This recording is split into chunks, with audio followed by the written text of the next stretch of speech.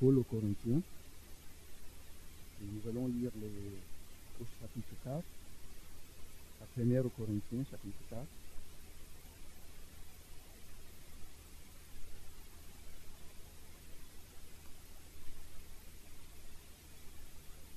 Et nous allons lire les 7 premiers versets.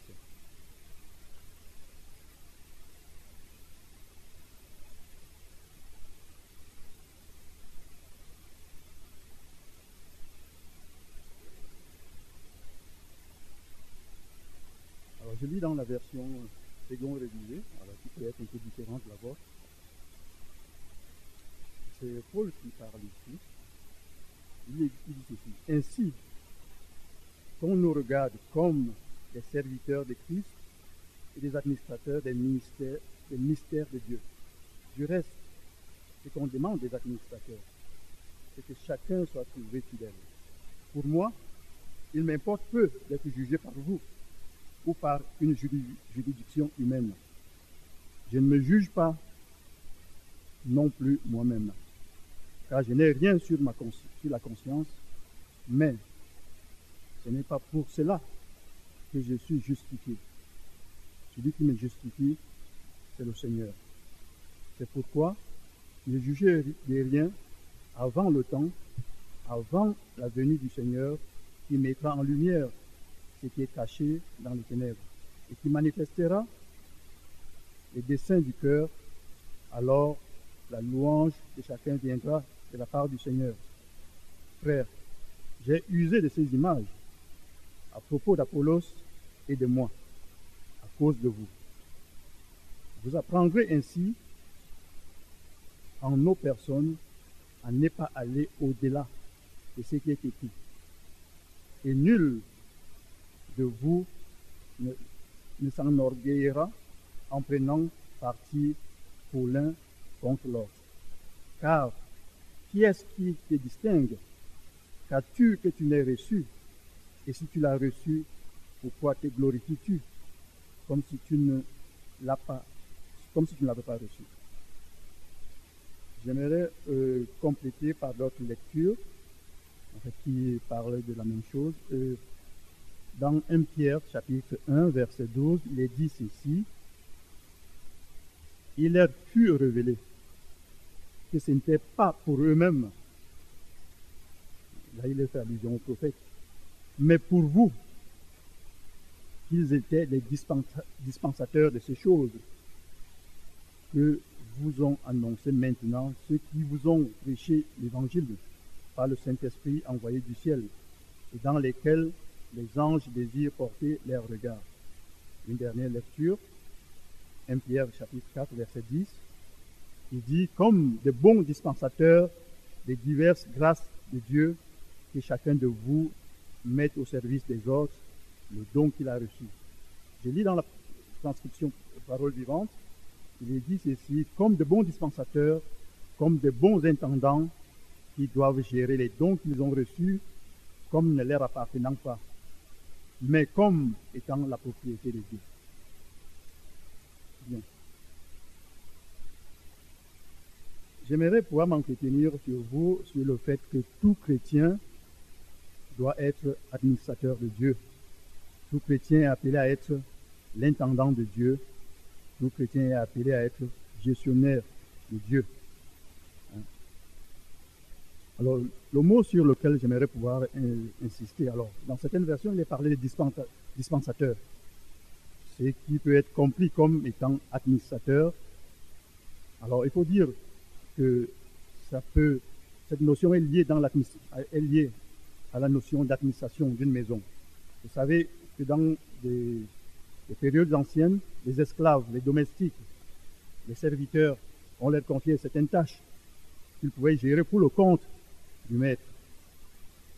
Et cela apparaît déjà dans la Bible au niveau de la Genèse avec Eliezer, qui était serviteur d'Abraham, qui était chargé justement d'administrer les biens d'Abraham, de gérer les choses.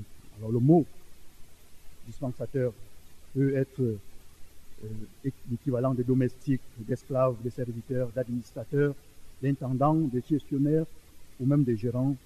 Encore plus, on peut aussi parler d'économes. Et si on remonte à la Genèse, notamment au chapitre 2, verset 15, on voit que Dieu, qu'est-ce qu'il fait? Il établit l'homme dans le jardin et lui confie la tâche de cultiver et de garder. Donc, le gestionnaire, c'est celui qui conserve aussi. L'intendant, c'est celui qui conserve, dans le but, justement, que les choses soient utilisées selon le programme et la volonté du patron, du maître. La notion d'administration peut aussi se comprendre dans le sens où, justement, je pense cette fois-ci à Moïse, en fait, qui était justement chargé de parler au peuple de la part de Dieu. En fait, il était vraiment le représentant de Dieu. Et vous pouvez, pour ceux qui ont fait le droit, ils peuvent comprendre que l'administrateur judiciaire, justement, est celui qui est mandaté pour représenter soit une société. On peut aussi être mandataire légal, comme vous le voyez, en matière de tutelle, le représentant légal d'un enfant, et ainsi de suite. En tout cas, il agit pour son compte et à son profit. Donc, le chrétien est justement le représentant, l'économe de Dieu, chargé d'administrer ce que Dieu lui confie.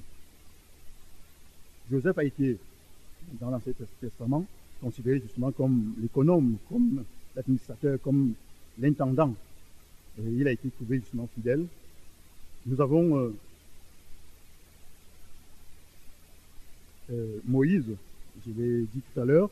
Nous avons également Jésus-Christ, qui est, selon Hébreux chapitre 3, qui a été fidèle comme intendant dans la maison de Dieu, de la même manière que Moïse l'a été aussi. Alors, intendant, gestionnaire, administrateur, pour gérer quoi? Alors, la première lecture que nous avons pu faire nous dit ceci. Ainsi qu'on nous regarde comme des serviteurs de Christ, les dispensateurs des mystères de Dieu. Alors, une des choses justement que le disciple, le chrétien, doit administrer, doit justement gérer, doit pouvoir dont il doit pouvoir se servir, c'est les mystères de Dieu. Qu'est-ce que c'est? C'est la révélation de Dieu, c'est les vérités de l'Évangile. Et nous sommes, en tant que chrétiens, appelés non seulement à approfondir notre connaissance des choses de Dieu, mais aussi à pouvoir les répandre, afin que chacun puisse en faire une bonne utilisation, en tirer un profit pour le salut de son âme. Il s'agit en fait des vérités qui sont cachées aux yeux du monde, mais qui pour nous sont révélées par le biais du Saint-Esprit, qui illumine notre conscience, qui illumine nos cœurs, afin que nous puissions comprendre les choses de Dieu. Et ainsi, en tant que destinataires de ces choses, nous sommes appelés à pouvoir en faire une bonne utilisation. Gestionnaire de quoi d'autre? Gestionnaire des grâces de Dieu. C'est ce que Pierre va dire, comme des bons dispensateurs des diverses grâces de Dieu. Le mot grâce, si on revient à son étymologie, on réalise que ça fait allusion au don, puisque on parle de charisme, on parle de dons spirituels, bien entendu, et il y a aussi, on pourrait les étendre au talent. Mais si on en reste, ne serait-ce qu'au don spirituel, et nous avons dans le livre de Paul aux Romains, au chapitre 12, il est fait allusion aux dons que Dieu nous a accordés aux uns aux autres. Et de même, dans 1 Corinthiens 12, il est aussi fait allusion aux dons, divers dons que Dieu accorde à son Église, à chacun de ses enfants.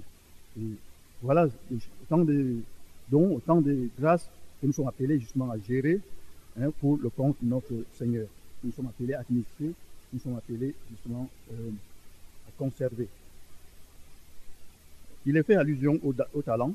Si nous lisons dans Matthieu 25, il est fait allusion à cette parabole des talents, où à l'un va être confié tel nombre de talents, à un autre tel nombre de talents. Après, justement, chacun, à un moment donné, devrait pouvoir rendre compte de l'utilisation qu'il en fait.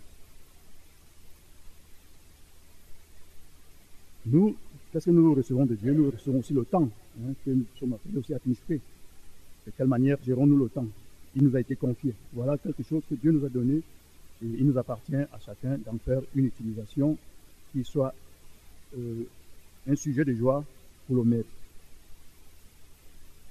L'Église aussi est un don de Dieu. Dieu nous a donné l'Église et je crois que nous appartient à chacun de pouvoir être un sujet de bénédiction pour l'Église, de pouvoir être un moyen au travers duquel l'Église peut s'épanouir. Là, je fais allusion jusqu'ici à tout ce que Dieu nous a confié. Et il y a des biens temporels, il y a de l'argent, il y a des voitures, il y a des maisons, en tout cas, tout ce que nous avons nous vient de Dieu. Je crois qu'il y a un danger de pouvoir se considérer comme propriétaire. Nous ne sommes que des gérants, nous ne sommes que des économes, nous ne sommes que des intendants. Le danger qui provient du fait que nous les approprions comme c'était notre propriété, c'est le fait de pouvoir s'enorgueillir, en faire une utilisation justement à notre guise qui pourrait déplaire à notre Dieu. Et n'oublions pas, je le dirai un peu plus tard, qu'un jour nous pourrons en rendre compte. Le verset 7 de ce que nous avons lu avec nous dit ceci. Alors qu'avons-nous que nous n'ayons reçu? Alors, il serait maladroit, peut-être insensé de pouvoir penser que nous avons tout par nous-mêmes, et que nous avons acquis par notre force. Loin de là, c'est Dieu qui, par sa grâce, nous donne une voiture, une maison, de l'argent. En tout cas, c'est par son esprit et par sa force que nous sommes capables d'aller travailler et pouvoir recevoir ces choses. Nous sommes gérants et non pas des propriétaires. Et cela remonte justement à la nuit des temps, même déjà depuis le jardin d'Éden, où Dieu va confier à l'homme. C'est Dieu qui lui confie. L'homme n'avait rien en propre. Dieu lui donne justement la responsabilité pour gérer ce qu'il lui a donné, pour les conserver. Alors, dans tout ce que Dieu nous donne, il faut déjà intégrer cette idée que nous avons tout reçu de Dieu. Et si nous avons tout reçu de Dieu, il y a une responsabilité qui nous incombe. Et dans cette administration, il est important que nous soyons motivés et surtout motivés par l'amour. Jésus va dire ceci dans Jean 15, verset 15, « Je ne vous appelle plus serviteur, parce que le serviteur ne sait pas ce que fait son maître, mais je vous appelle des amis. » Il est évident que lorsque Dieu nous confie les dons, le ministère, des grâces, nous ne devons pas en fait les administrer avec le principal souci de la récompense. En fait, nous devons le faire avec le désir, parce que nous sommes des amis, parce que Dieu est notre ami, parce que nous l'aimons, afin que justement il y ait une prospérité, il y ait un accroissement, une multiplication, afin que justement le maître, lorsque justement arrive l'heure des rencontres, qu'il puisse justement se réjouir du fait que ce qu'il nous a donné a été multiplié, a accru, ainsi il est dans la joie. Alors, j'ai voulu considérer ce qui pourrait caractériser le dispensateur, l'administrateur. Déjà, la première des choses que Pierre va nous dire, il parle de bons dispensateurs, parce qu'il peut aussi arriver qu'il y en ait de mauvais. Mais les bons dispensateurs, le bon dispensateur, c'est celui qui a la préoccupation justement que ce qu'il a reçu puisse être profitable. Et nous voyons dans la Bible, à maintes reprises, par la bouche de Paul, le fait que tout ce qui nous a été donné et tout ce que nous devons faire doit servir pour l'édification. À certain moment, il va parler de l'édification mutuelle, de l'édification du corps de Christ, de l'édification de l'Église. Tout ce que nous avons reçu de Dieu doit contribuer à ce que, justement, cela puisse amener les uns et les autres à un épanouissement spirituel voulu par Dieu. Nous devons être justement, à cet égard, des instruments de bénédiction, des instruments justement, des instruments qui procurent aux uns et aux autres une sorte de richesse qui les amène à pouvoir s'élever spirituellement parlant. Bons dispensateurs. Ce que Dieu attend de nous, ce que Dieu veut de nous, hein, c'est que nous soyons des bons dispensateurs. Et un bon dispensateur est celui qui sait, au-delà du bien qu'il va procurer à autrui, hein, à la créature de Dieu, il est aussi celui qui va procurer la joie à son maître. Deuxième chose, deuxième caractère que je constate, en tout cas que je relève dans ces passages, c'est, et même de l'idée même d'intendance, c'est l'humilité. On ne se sait pas propriétaire, on est gérant. Et dans la mesure où on est gérant, je veux dire, on est humble. On va gérer les choses sans, avec tous ces désirs, avec en arrière-plan, le fait qu'on va rendre compte, le fait que cela peut nous être enlevé. Et donc, on sert avec beaucoup d'humilité. On a la conscience que tout appartient au maître et non pas à nous. Paul va dire dans 1 Corinthiens, ce qu'on attend d'un administrateur, c'est qu'il soit fidèle. Vous devez réaliser que la fidélité, c'est quelque chose qui tend à disparaître.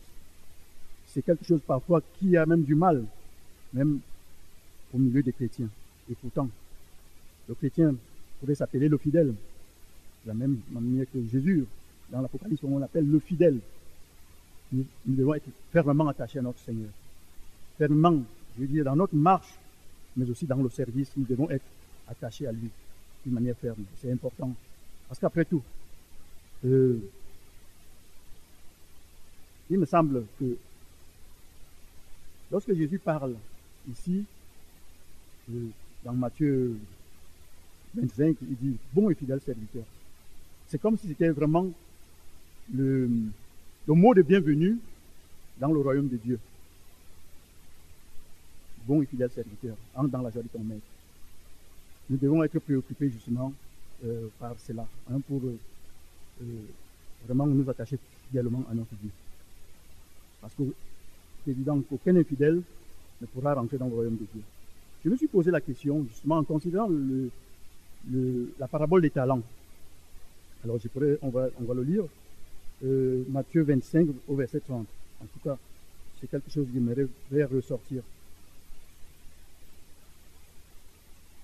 Il est Matthieu 25, verset 30.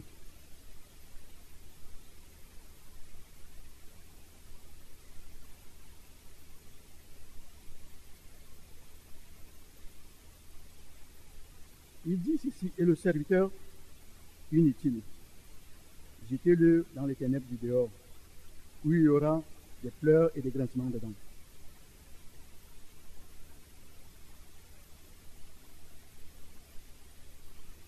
On pourrait se poser la question, de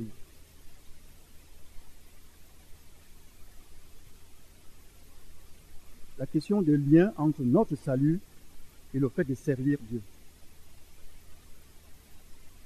Le fait de se servir des talents.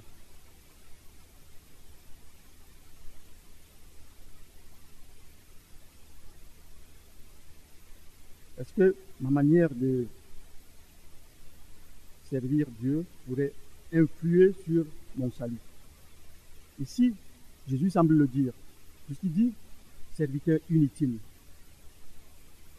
Jetez-le dans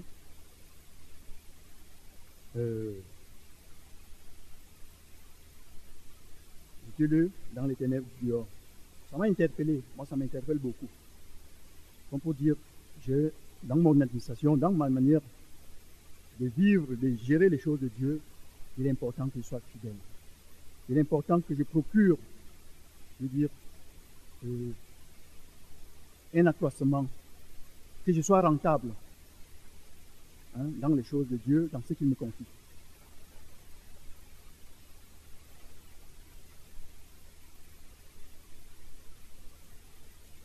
Peut-on perdre son salut pour n'avoir pas fait une bonne utilisation de ses talents? Et ça, ça me pèse sur la conscience pour me dire, Lucien, il faut que tu ailles de l'avant, quoi. Il faut que tu fasses encore plus. Parce que il y a une opposition entre serviteurs méchants et paresseux. Inutile d'une part, et serviteurs fidèles et bons. Comme pour dire que justement, quand on n'est pas serviteur fidèle, ben, on risque de se retrouver dans les temps ardents de feu.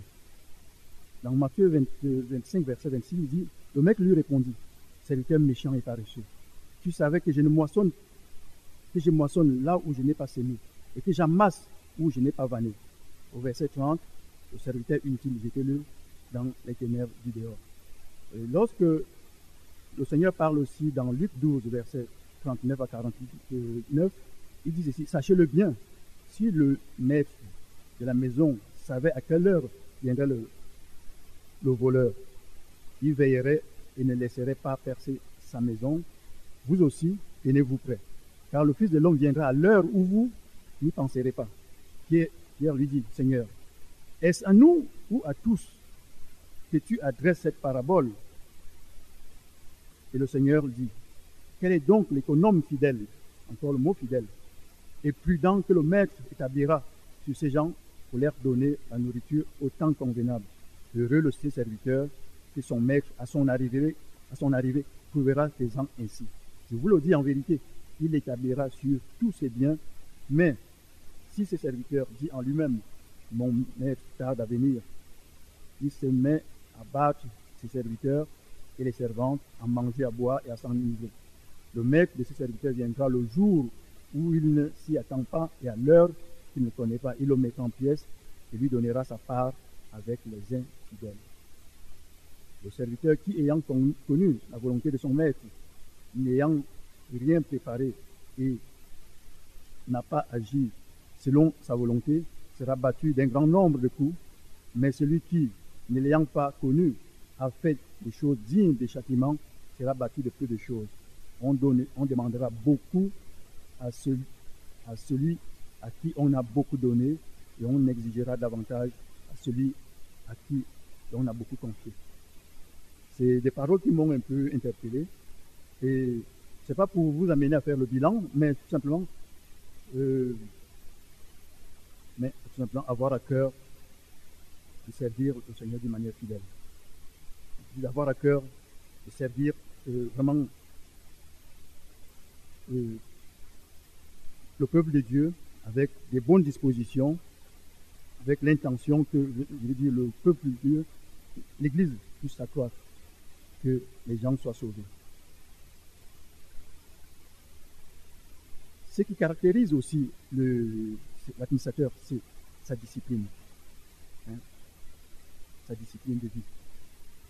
Il est attaché aux vérités de l'Évangile. Il est attaché aux principes bibliques. Il ne se préoccupe pas des futilités. Et Paul pouvait même dire à Timothée, éloigne-toi des discussions vaines. Éloigne-toi, n'aie pas s'attarder sur des généalogies. Nous avons besoin justement de pouvoir nous discipliner pour aller à l'essentiel. À l'essentiel. Et autre chose qui caractérise aussi l'administrateur, c'est sa responsabilité. Il sait qu'il doit rendre compte à son Dieu. Et Paul, ici, il dit, il ne se laisse pas juger par qui que ce soit. Ni même par un tribunal humain, ni même par lui-même. Pourquoi? Parce qu'il rend compte à Dieu et à Dieu seul. Et si nous avons justement en vue, et si nous avons toujours dans notre conscience le fait que c'est devant Dieu que nous devons rendre compte, je crois qu'il y a une grande crainte qui va vraiment s'émaner, qui va... nous allons vivre dans la crainte de Dieu, nous allons vivre avec la préoccupation de lui plaire en toutes choses. Et par conséquent, nous allons mettre de côté tout ce qui déplaît à Dieu. Il est important que nous puissions vraiment avoir en vue le fait que ce n'est pas aux hommes que nous devons chercher à plaire, ni même au monde, mais nous devons chercher à plaire à Dieu, parce qu'un jour, nous comparaîtrons devant lui. Mais il ne faut pas vivre, en tout cas, pour ce qui me semble, il ne faut pas vivre avec l'idée des jugements comme une épée sur notre tête, mais simplement Parce qu'en tant que chrétiens, nous devons faire l'œuvre de Dieu avec amour. Parce que nous le faisons avec amour, on perd de vue le jugement, et parce que l'amour est ce qui nous permet justement de combler le cœur de Dieu et de satisfaire toute son attente.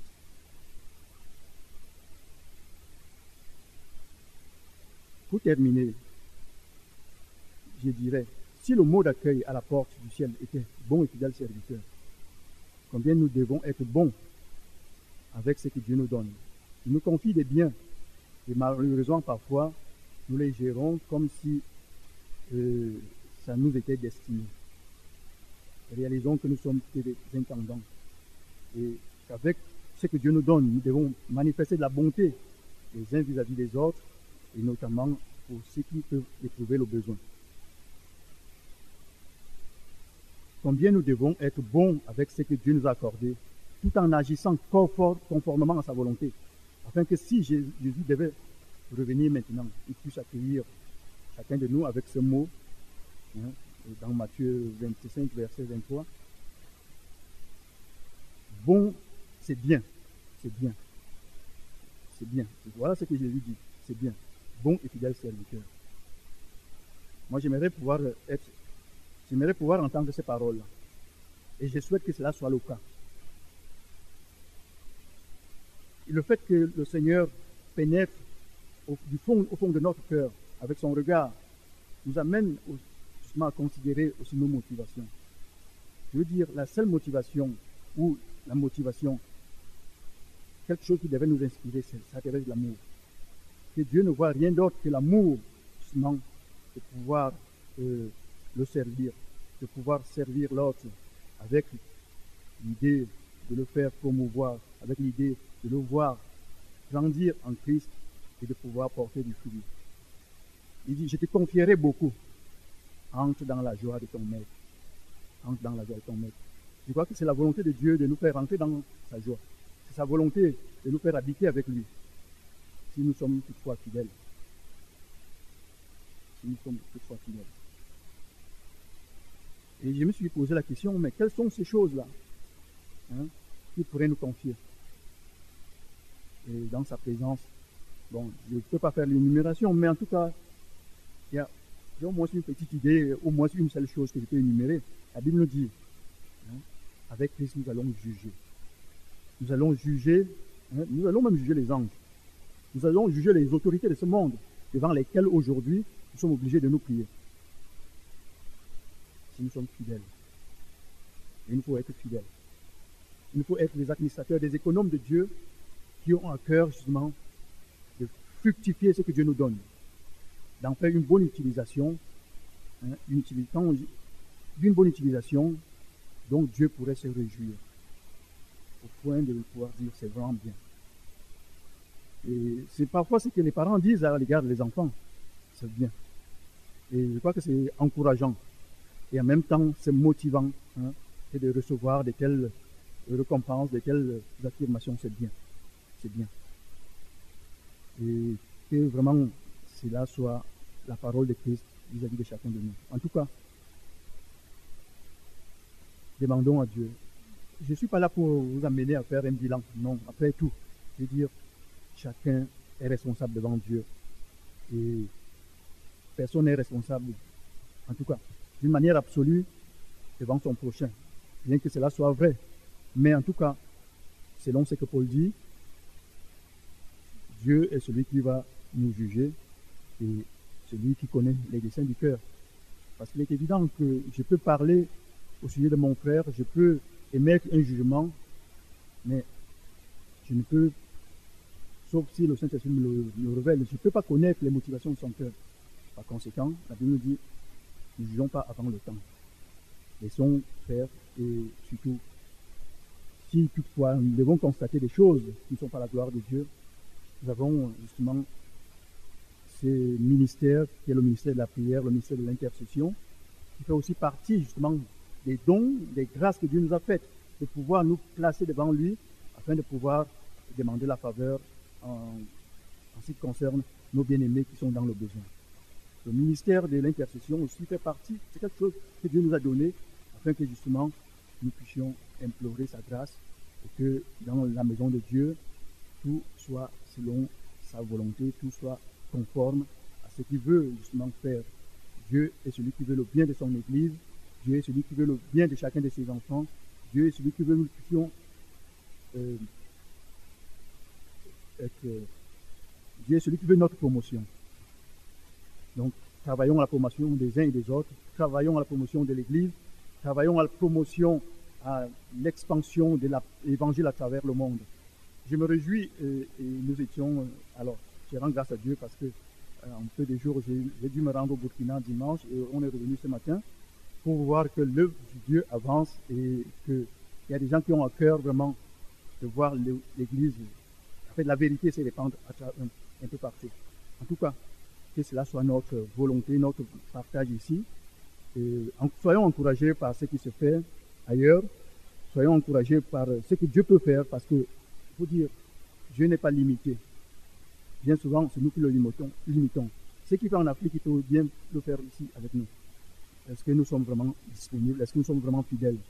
Et on soif de Dieu, et on soif justement des choses qu'il peut faire, et on soif de voir le réveil vraiment se répandre dans ces pays de la France, et on soif vraiment, et le désir de voir notre Église justement briller dans cette ville de Paris comme vraiment une étoile brillante. En tout cas, que le Saint-Esprit nous anime, des bons sentiments, et surtout qu'il nous fasse vivre comme des bons dispensateurs de diverses grâces, de divers dons de Dieu, des mystères de l'Évangile.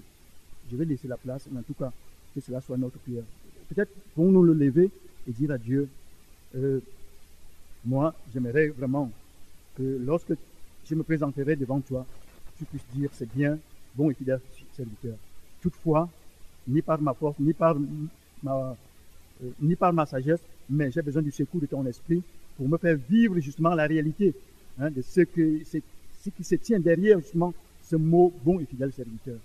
Nous avons tous besoin justement de la grâce de Dieu, du Saint-Esprit, parce qu'on ne peut pas le vivre autrement que par le Saint-Esprit. La vie de Dieu est impossible à la chair, la vie de Dieu est impossible justement à l'homme sans le secours du Saint-Esprit. Nous allons élever nos voix, nous allons dire à Dieu vraiment, Seigneur, moi j'ai besoin d'être vraiment fidèle, j'ai besoin d'être bon, Seigneur, j'ai besoin d'être encouragé par toi, j'ai besoin d'être félicité par toi, mais toutefois, Seigneur, que cela soit réel dans ma vie, que je puisse avoir une vie consacrée, que je puisse avoir une vie justement qui témoigne de cette réalité-là. Élevons nos voix tous ensemble et implorons la grâce de notre Dieu. Que vraiment l'année prochaine, et moi je me suis dit, en fait, je ne vais pas faire des promesses, mais je réalise que j'ai besoin de faire encore plus, j'ai besoin de laisser le Saint-Esprit encore me modeler, j'ai besoin de laisser encore du temps à Dieu. Et bien entendu, il y aura des sacrifices. Et il faut cela. Si on veut être fidèle, si on veut être bon, certainement il y aura des sacrifices. Et il faut consentir justement à faire des sacrifices. Le frère a parlé tout à l'heure des sacrifices, il a parlé des renoncements, mais en tout cas la vie chrétienne véritable, authentique, n'est possible que lorsqu'il y a renoncement, il y a sacrifice. Dieu ne se sert que des gens qui se livrent comme des instruments morts, en fait, malléables, que vraiment le Saint-Esprit puisse nous modeler, qu'il nous façonne. S'il y a des choses qu'il aimerait enlever, qu'il les enlève pour que justement nous puissions rentrer dans la dimension de ces types d'intendants fidèles, d'intendants bons, d'intendants bienveillants, d'intendants qui fait la joie de son maître. Élevons nos voix et implorons la grâce de notre Dieu. Seigneur, nous te bénissons, Seigneur, pour ton amour, nous te bénissons, Seigneur, pour ta parole, nous te bénissons pour ta volonté, Seigneur mon Dieu, de nous associer, Seigneur, à toi. Seigneur, je te loue parce que, Seigneur, tu nous as destinés à être en communion avec ton Fils Jésus-Christ. Seigneur, je te loue pour cela. Seigneur, tu sais de quoi nous sommes faits. Seigneur, tu connais notre marche de tous les jours. Seigneur, nous voulons considérer, Seigneur mon Dieu, tes exigences. Nous voulons considérer ta parole. Nous voulons considérer tes principes, Seigneur mon Dieu, pour vivre d'une manière qui t'honore, qui te glorifie. Seigneur, nous voulons qu'au travers de nos vies, Seigneur mon Dieu, le monde réalise que tu es véritable, que tu es vrai, que tu es le Dieu d'amour, que tu es le Dieu saint, que tu es le Dieu bon, compatissant, lent à la colère, riche en bonté. Seigneur, nous voulons être, Seigneur, de ces personnes qui nous livrons, Seigneur, mon Dieu, sur l'autel, afin que, Seigneur, tu nous marques de ton sceau, Seigneur, que tu nous marques du caractère de Christ, Seigneur, afin que nous soyons, Seigneur, semblables à lui, et que nous puissions manifester les sentiments qui étaient en Christ. Père, nous voulons être, Seigneur, mon Dieu, des lettres de Christ, Seigneur, lues à travers le monde. Seigneur, nous voulons faire la joie de ton cœur. Seigneur, toutefois, nous savons que par nos forces, c'est impossible. C'est pour cela que nous implorons, Seigneur, mon Dieu, la manifestation du Saint-Esprit dans la vie de tout un chacun, afin, Seigneur, de révéler, Seigneur, ta vie. Seigneur, j'implore ton secours pour chacun de mes frères, pour chacune de mes sœurs. Seigneur, nous voulons, Seigneur, briller. Seigneur, de la lumière de Christ. Nous voulons briller, Seigneur, de la lumière de Christ. Nous voulons, Seigneur, sentir le parfum de Christ, Seigneur. Seigneur, parfume-nous, Seigneur, mon Dieu, de la bonne odeur de Christ. Seigneur, j'implore ton secours. Qu'en 2018, nous soyons différents. Qu'en 2018, Seigneur, nous puissions connaître une promotion, Seigneur, mon Dieu, jusqu'ici inégalable. Seigneur, que nous puissions, Seigneur, atteindre, Seigneur, des niveaux spirituels jusqu'ici non atteints, Seigneur. Nous voulons aller de l'avant avec toi. Seigneur, viens à notre secours. Seigneur, mon Dieu, s'il y a quelques liens, des choses qui nous retiennent en arrière, Seigneur, mon Dieu, que les liens soient rompus, que ces choses disparaissent de nos vies. Seigneur, nous voulons nous élancer, Seigneur. Nous voulons être portés par toi. Seigneur, nous voulons, Seigneur, te laisser agir. Seigneur, afin, Seigneur, d'être, mon Dieu, des ambassadeurs de Christ, des économes fidèles et prudents, sages, Seigneur. Béni soit ton nom. Merci pour ce que tu peux faire avec nous, au travers de nous et en nous, Seigneur. Toi seul, tu en as la puissance au travers de ton esprit. Seigneur, merci, mon Dieu, pour ton secours. Merci pour ton Église. Seigneur, mon Dieu, Seigneur, que tes projets s'accomplissent. Seigneur, pour notre Église, nous voulons te voir à l'œuvre. Nous voulons voir le Saint-Esprit se manifester avec puissance. Nous voulons voir et vivre, Seigneur, des miracles extraordinaires. Seigneur, nous voulons être des hommes extraordinaires, des femmes extraordinaires par la puissance du Saint-Esprit. Nous voulons, Seigneur, mon Dieu, briller, Seigneur, mon Dieu, de la lumière de Christ. Seigneur, je t'en supplie. Viens à notre secours. Nous ne voulons pas que ce soit des simples paroles, mais nous voulons vivre la réalité de Christ, Seigneur.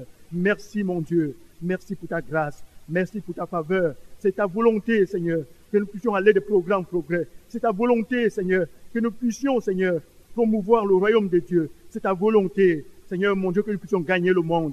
C'est ta volonté, Seigneur, mon Dieu, que nous puissions guérir les malades. C'est ta volonté, Seigneur, que nous puissions ressusciter les morts. C'est ta volonté que nous puissions, Seigneur, mon Dieu, être des instruments pour le salut d'un grand nombre. C'est ta volonté, Seigneur, mon Dieu, que nos cœurs soient marqués, Seigneur, du sceau de Christ, du sceau du Saint-Esprit, Seigneur, pour agir selon ta volonté. Seigneur, nous voulons, Seigneur, mon Dieu, encore nous soumettre à toi. Seigneur, il est vrai, le monde vit dans la rébellion, le monde vit dans la désobéissance, mais nous avons choisi, oh Dieu, de nous soumettre à toi. Nous avons choisi de vivre, Seigneur, mon Dieu, dans la crainte de Dieu. Nous avons choisi de vivre dans la soumission, dans l'obéissance, Seigneur.